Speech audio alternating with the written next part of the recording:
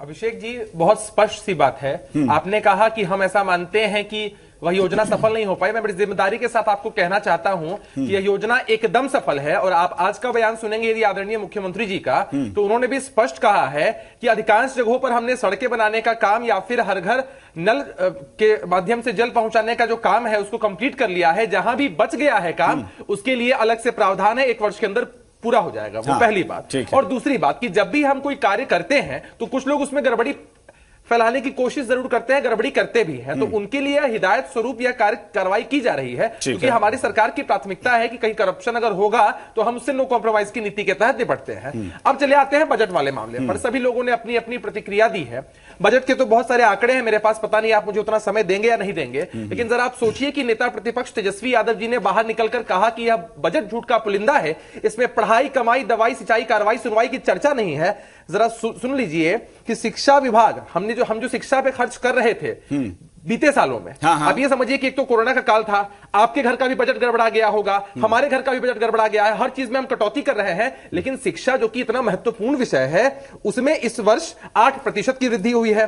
स्वास्थ्य में हम विभाग में 21% की वृद्धि कर रहे हैं। सड़कों की अगर आप बात करें तो पिछले वर्ष की तुलना ओपी आरएमसी में हम 93% तक की वृद्धि कर रहे हैं। कल्याण क्षेत्र में हम 3%, ऊर्जा के क्षेत्र में 53% की वृद्धि कर रहे हैं। महिलाओं के लिए अलग से उनको प्रोत्साहित करने के लिए, चाहे वो व्यवसाय करना चाहे या वो पढ़ना चाहे, उनके लिए हमने अलग से प्रावधान किया है। 7 निश्चय पार्ट 2 हमारा ड्रीम प्रोजेक्ट है जो बिहार में विकास की रफ्तार को नई गति देगा 5 सालों में। तो पढ़ाई कमाई के बारे में कह रहे हैं, भैया आपकी पढ़ाई तो नहीं हो पाई, बिहार पढ़ रहा है। हाँ, आप बिहार की विकास दर आप देख लीजिए, आपके समय नेगेटिव में हुआ करती थी, अभी डबल डिजिट में है, तो कमाई आपकी हो गई होगी। वो व्यक्तिगत टिप्पणी अभी फिलहाल उस पर नहीं, अभी हम बजट पे ही बात करेंगे कि किसने कितनी पढ़ाई की है, वो बात की बात है। हम लेते हैं प्रतिक्रिया, एक बार आरोपों का जवाब नहीं, मैं उनके आरोपों का जवाब देना चाहता हूं। साफ सा जवाब है ना उनके आरोपों का। और जहां तक वो स्वास्थ्य की, आप दवाई की बात कर रहे हैं, आपको पीएमसीएच का जो इतना बड़ा अस्पताल बनने वाला है, पीएमसीएच एशिया महाद्वीप का सबसे बड़ा और विश्व का दूसरा सबसे बड़ा और एशिया महाद्वीप का सबसे बड़ा अस्पताल जो बनकर तैयार होने जा रहा है, वह क्या बिहार के लिए उपलब्धि नहीं है? वह बिहार के बजट में नहीं आता है। चलिए हम आप उससे गौरवान्वित महसूस नहीं करेंगे, लेकिन उसके बावजूद आप कटाक्ष कर रहे हैं कि बीते 15 वर्षों में सरकार ने आधारभूत संरचनाओं का निर्माण इतना कर दिया है, सड़क, बिजली, पानी दिखती है कि अब सचमुच माहौल तैयार हो गया है, कोई भी आ सकता है। और आने वाले जो 5 वर्ष है निश्चित रूप से स्वर्णिम काल साबित होने जा रहे हैं। बात करते हैं अगर एजुकेशन की, तो आप देखिए, चाहे स्किल डेवलपमेंट की बात हो, नई यूनिवर्सिटीज खोलने की बात हो, अभी राजगीर में इतना बड़े लेवल पे काम चल रहा है, स्पोर्ट्स यूनिवर्सिटी हो, मेडिकल यूनिवर्सिटी हो, इंजीनियरिंग यूनिवर्सिटी हो, सब कुछ खोलने का प्रावधान है।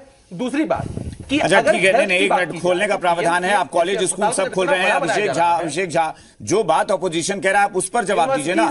वो स्कूल कॉलेज खोलने की बात नहीं कर रहे हैं, वो कह रहे हैं कि अगर इंजीनियरिंग की तैयारी करने के लिए, मेडिकल की तैयारी करने के लिए कोटा लोग जाते हैं, तो क्यों नहीं ऐसा होता है कि दूसरे प्रदेशों को लोग बिहार आ जाए पढ़ने के लिए?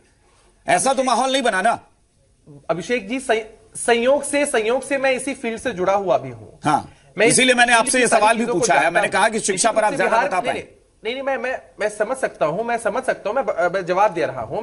निश्चित रूप से इस बार एक संगठन ऐसा तैयार हुआ है शिक्षकों का और यहां संस्थान का, जिसने सरकार से वार्तालाप स्थापित किया है और अब प्लान में है कि इसको एक ऑर्गेनाइज्ड सेक्टर का दर्जा दिया जाएगा। जो आदरणीय हमारे शिक्षा मंत्री हैं, जो पहले भी थे और जो अभी नए शिक्षा मंत्री बने हैं, उनका भी एक बहुत सकारात्मक रवैया है। और निश्चित रूप से आपको आने वाले कुछ महीनों में इसका परिणाम दिखने जा रहा है कि हमारे बिहार के जो इतने सारे बच्चे अन्य प्रदेशों में जाकर पढ़ते थे, उनका पलायन निश्चित रूप से रुकेगा। मैं सिर्फ सरकार की तरफ से इस बात को मैं पलायन की बात नहीं कर रहा हूं, मैं दूसरे प्रदेशों से आने की बात कर रहा हूं। कह रहा हूं कि वो नहीं जाएंगे। अभिषेक झा, मैं दूसरे प्रदेशों से आने की बात कर रहा हूं। मैं एक बात आपको, क्या बिहार उस जगह पर पहुंचेगा जब मेडिकल और इंजीनियरिंग की तैयारी करने के लिए दूसरे प्रदेशों से लेकर बिहार का रुख करें? रूप से 100% निश्चित रूप से अभी की स्थिति है। हाँ ठीक है, आनंद माधव जी भी कुछ कह रहे थे। आनंद जी, मैं इस फील्ड से जुड़ा हुआ हूं। हाँ जी, बस एक लाइन में खत्म कर लेता हूं मैं कि झारखंड की आप बात करें, पश्चिम बंगाल की बात करें या यूपी के बॉर्डर के इलाकों की अगर आप बात करें, तो वहां से बच्चे आते हैं पटना राजधानी में पढ़ने के लिए। और आने वाले समय में मैं बहुत गारंटी के साथ आपको कह रहा हूं कि बिहार में बच्चे अन्य प्रदेशों से आसपास। ठीक है, इस पे मैं संजय जी से भी प्रतिक्रिया लूंगा, और लेकिन पहले आनंद माधव जी। ये 7 निश्चय पार्ट 2 आप देख लीजिएगा, मैं गारंटी के साथ कह रहा हूं 5 वर्षों में बिहार का कायाकल्प कर देगा।